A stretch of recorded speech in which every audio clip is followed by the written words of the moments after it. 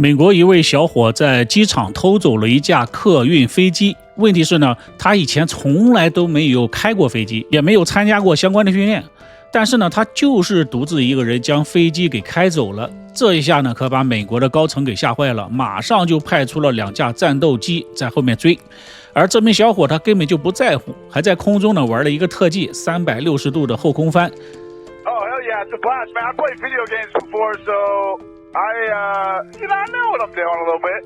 All right, Rich, this is Captain Bill. Congratulations, you did that. Now let's try to land that airplane safely and not hurt anybody on the ground. 后来网友们给这名小伙起了一个外号，叫做天空之王。那么他到底是什么人？为什么要偷飞机呢？大家好，我是海岩，下面我们就进入今天的案件。理查德·拉斐尔1989年9月出生在佛罗里达州最南端的基维斯特岛。在高中的时候，他是一个阳光开朗的学生参加过摔跤比赛，是校橄榄队的主力权卫。在别人眼里呢，理查德是一个近乎完美的好孩子，他性格温和，脸上总是挂着憨厚的笑容，人缘极好。2011年呢，他在俄勒冈州的一所社会大学遇到了汉娜，两个人迅速的坠入了爱河。2012年结婚。结婚之后呢，他们在俄勒冈州开了一家手工面包店，那是一段温馨的时光。理查德负责揉面、烤面包，而汉娜负责接待顾客。街坊邻居呢都非常喜欢这个乐呵呵的年轻老板。但是现实是冰冷的，小面包店的竞争压力极大，夫妻2个人起早贪黑的工作，还几乎赚不到什么钱。2015年，他们卖掉了面包店，搬到了华盛顿州的萨姆纳。理查德呢，在地平线航空公司找了一份工作，机场地勤服务代理。听起来这个名字很高大上，但实际上呢，他就是一个行李的搬运工。他的日常工作呢，就是把成百上千件的沉重的行李搬上搬下，清理客舱的垃圾，甚至清洗飞机的排泄物系统。他呢还是牵引车队的一员，用拖车呢将飞机牵引到指定的停机坪。这份工作他一干就是3年半的时间。而航空公司给他多少报酬呢？西雅图塔科马机场的员工最低的时薪是15美元，但是因为法律的漏洞只适用于航站楼内的工作人员，而像理查德这样在停机坪上风吹雨淋的地勤人员，时薪只有12美元。在西雅图这样一个物价高涨的城市，12美元的时薪意味着他就算是不吃不喝，在当地也买不起一套属于自己的房子。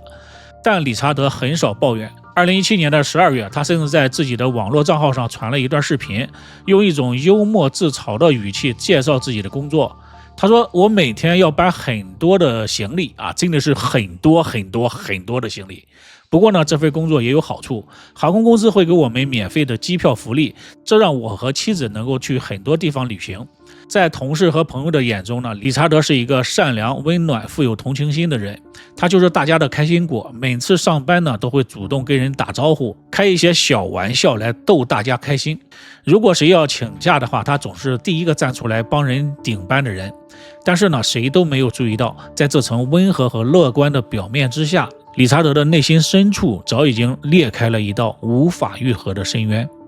机场的工作环境里阶级是极其分明的。那些穿着精致的制服、戴着大盖帽的飞行员是这个行业里的精英，他们拿着几十万美元的年薪，而穿着荧光背心、满身汗水和污渍的地勤人员，在某种意义上只是这个庞大机器里最廉价、随时可以被替换掉的零件而已。理查德也曾经对自己的朋友诉苦，他说他已经快30岁了，但是依然拿着12美元的时薪，在雨天里搬着永远搬不完的箱子，他看不到未来的出路。他利用业余时间在华盛顿州立大学进修社会科学学士学位，希望未来能够成为一名管理人员，甚至他考虑过要加入军队。但是学业的压力、工作的疲惫，像一锅慢火烧开的开水一样，一点一点地烧干了他身上所有的活力。而最重要的是，每天在停机坪上，他看着一架架客机冲上蓝天，理查德的心里其实藏着一个从未对任何人说过的梦想，那就是他想飞。可是成为一名合格的民航飞行员，高额的培训费用和苛刻的身体筛选，对于一个拿着12美元时薪的搬运工来说，是一座根本就无法逾越的大山。直到2018年的8月10日那个傍晚，理查德所有的压抑、渴望、绝望和疲惫，让他彻底的失控了。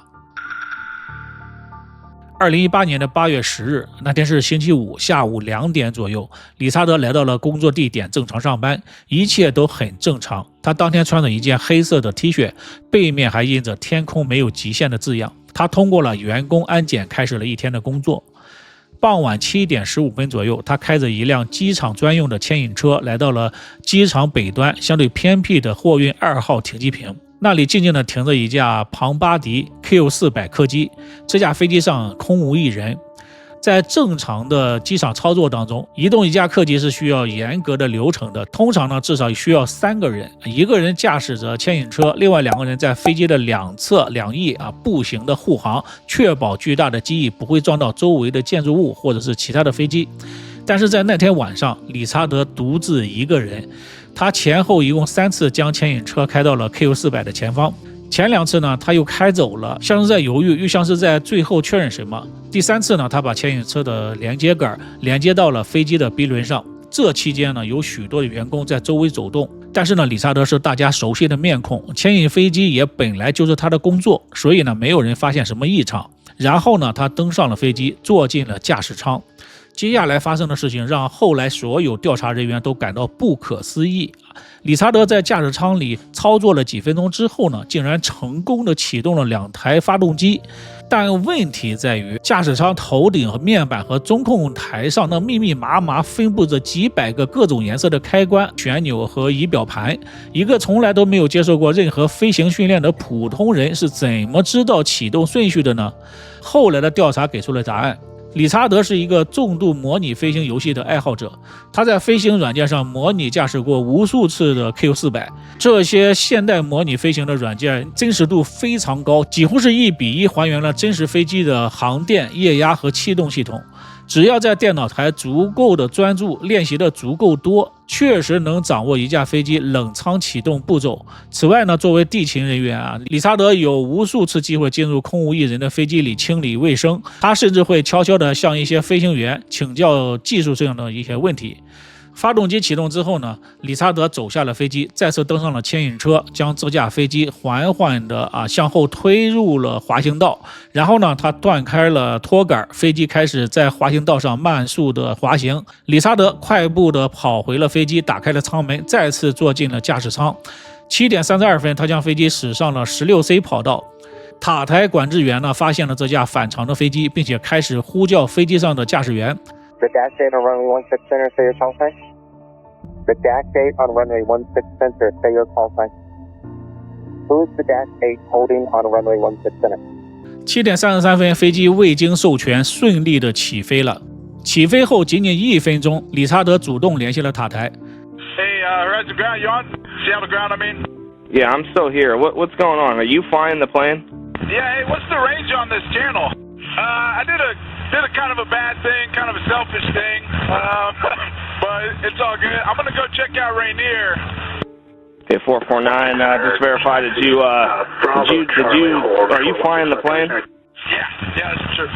Yeah, 449. So you hijacked the plane, is what you're saying? Yeah. Man, I'm a ground service agent. I don't know what that is. Yeah, I wouldn't know how to land it. I wasn't really planning on landing it.与此同时，整个西雅图塔科马机场宣布无限期的关闭，所有排队起飞的航班全部熄火，原地待命。几十架即将抵达的客机被紧急的分流到了其他的城市。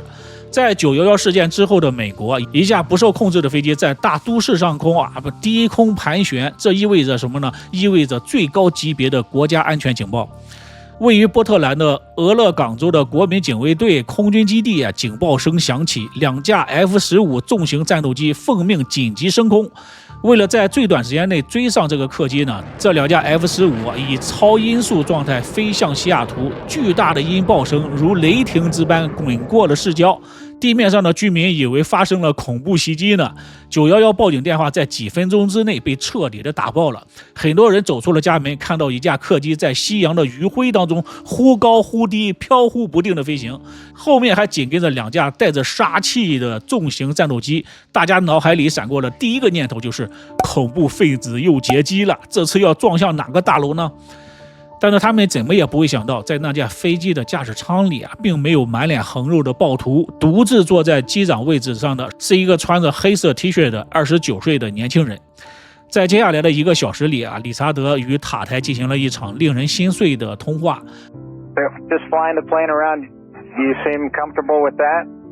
Oh, hell yeah, it's a blast, man. I played video games before, so I know what I'm doing a little bit.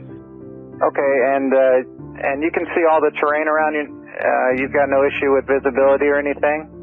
Nah, everything's peachy clean. Just did a little circle around Rainier. It's beautiful. There is the runway just off your right side in about a mile. Do you see that? That's McCord Field. Oh man, those guys would rough me up if I tried landing there. I think I might mess something up there too. I wouldn't want to do that. Oh, they probably got anti-aircraft. No, they don't have any of that stuff. We're just trying to find a place for you to land safely. Yeah, not quite ready to bring it down just yet, but holy smokes, I gotta stop looking at the fuel because it's going down quick. Rich, what's your altitude? Yeah, I don't know anything about the autopilot. I'm just kind of hand flying right now. This is probably like jail time for life, huh? I mean, I would hope it is for a guy like me. I got a lot of people that care about me, and it's gonna disappoint them to hear that I did this. I would like to apologize to each and every one of them. Just a broken guy. Got a few screws loose, I guess. Never really knew it till now. 通话当中呢，理查德突然提到了一个让所有人都没有想到的话题。Hey, I want the coordinates of that orca with the mama orca with the baby. I want to go see that guy. 他说的那头名叫 G35 的虎鲸，2018年7月24日 ，G35 呢产下了一只幼崽，但是幼崽出生之后仅半个小时就夭折了。之后呢，整整17天 ，G35 就是这头妈妈虎鲸啊，一直用头顶着自己的幼崽的尸体游动，它不能停，因为一停的话，宝宝就会沉入大海的海底。它不能睡觉，不能觅食，就这样艰难的游了1600多公里。在理查德偷飞机的第2天，8月11日 ，G35 才终于不得不放手。当时呢，整个西雅图都在为这个故事心碎，而理查德在生命的最后一刻想去看看那一头鲸鱼。塔台呢没有给他坐标，随着燃料的不断减少啊，理查德开始做出了一个让所有人都难以置信的决定。Hey, pilot guy, can this thing do a backflip thing? I'm just gonna do this barrel roll real quick. 铜滚是战斗机在特技表演当中常做的动作，让飞机绕纵轴旋转360度。一架重达30吨的民用客机，设计上根本就不可能承受这种极限的动作。塔台和身后的 F-15飞行员瞬间都汗流浃背呀，赶紧就说道：“理查德，你千万不要这么做。”但是理查德已经不在乎了。傍晚8点10分左右，地面上许多市民用手机拍下了惊心动魄的一幕。那架 Q400 客机在极低的高度完成了一个完整的360度铜滚，最惊险的时刻，飞机垂直的尾翼距离海面不到10米啊！螺旋桨甚至都吹起了水雾和浪花，塔台里是一片的死寂。All right, Rich, this is Captain Bill. Congratulations, you did that. Now let's try to land that airplane safely and not hurt anybody on the ground. All right. Damn it, I don't know, man. I don't want to. I was kind of hoping that was going to be it, you know? After long, I feel like one of my engines is going out or something. 这是理查德在这个世界上留下的最后一句话，接着他没有再做出任何的回应。在他的前方呢，是一座叫做科特罗岛的一个小岛，面积非常小，常住人口不到20人。岛上呢覆盖着茂密的原始针叶林。理查德的生命的最后一刻，依然严格的遵守了自己的许下的这些诺言。他没有把飞机开向繁华的城区，没有开向任何有人的地方。他死死地握住了驾驶杆，避开了岛上仅有的几栋民房，将飞机对准了那片无人的树林。晚上8点43分，理查德驾驶着这架 Q400 客机，以极高的速度撞入了茂密的树林当中。剧烈的撞击引发了山火，整架飞机几乎没有留下任何完整的零件。搜救人员和消防船很快就赶到了，在焦黑的废墟当中，他们只找到了理查德残破的遗体。法医鉴定，他在撞击发生的瞬间就已经死亡，没有承受太多的痛苦。这场持续了1个多小时，看似荒诞实则悲凉的盗机事件，终于在一团烈火当中画上了句号。事件发生后的几天之内呢，整个美国乃至全球的互联网上都陷入了一场关于理查德的讨论。最初呢，各大媒体和安全专家都在严厉地谴责这起事件，他们探讨着机场的安保漏洞有多么的愚蠢啊，地勤工作人员的背景调查审查是多么的不严格。但是当塔台和理查德长达1个多小时的通话录音被公开之后，舆论发生了180度的转弯。人们没有在这个年轻人的身上看到任何恐怖分子的疯狂，也没有对社会的仇恨。相反的，大家听到的是一个温和、礼貌、善良，甚至在生命的最后时刻还在关心虎鲸妈妈、关心他人的安危的这么一个普通的灵魂。人们开始亲切地称他为天空之王。FBI 经过深入的调查之后给出了结论，理查德的行动属于个人行为，与任何的犯罪组织和恐怖主义无关，他的死亡被定性为自我了结。但是所有人都在问同一个问题，为什么一个被所有的人评价为善良、温和、富有同情心的这么一个人，一个爱妻子、孝顺父母，在同事眼中人缘极好的好人，为什么突然会做出这样的事情呢？有一种解释呢，渐渐的被更多的人接受了。理查德很可能患上了微笑抑郁症，也叫做阳光型抑郁症，是一种特殊的抑郁症的表现形式。其核心的特征呢，就是患者在外界面前保持微笑，看似非常的乐观，而他的内心深处却充满着压抑、痛苦和绝望。常见于服务行业的从业人员，因为害怕给身边的人添麻烦，他们拒绝向外界求助。但如果不及时的去干预的话，患者很可能会出现自伤或者自杀的严重后果。事件之后呢，西雅图塔科马机场加强了安全筛选措施，并且增加了针对员工心理健康的评估和服务。那架价值超过3000万美元的 Q400 客机最终由保险公司来赔付。2019年，理查德的家人和朋友来到了这座小岛，在他生命最后时刻停留的地方举行了纪念的活动。而那头虎鲸妈妈 G35 在理查德坠落的第2天，终于放下了已经腐烂的幼崽的尸体，结束了这场长达17天、1600公里的漫长告别。2年之后的2020年 ，G35 又一次怀孕，顺利地生下了一只健康的虎鲸宝宝，被命名为 G57。生命在延续，希望就在明天。现实当中呢，有很多人都有理查德类似的经历啊，被沉重的生活压力、微薄的薪水压垮，日复一日的重复着没有盼头的工作，但是为了生存，不得不戴上面具，对每个人微笑，感觉自己被困在一个死循环当中。如果你现在也是这种情况呢，千万不要放弃希望，多给自己一些时间，因为时间会淡化一切。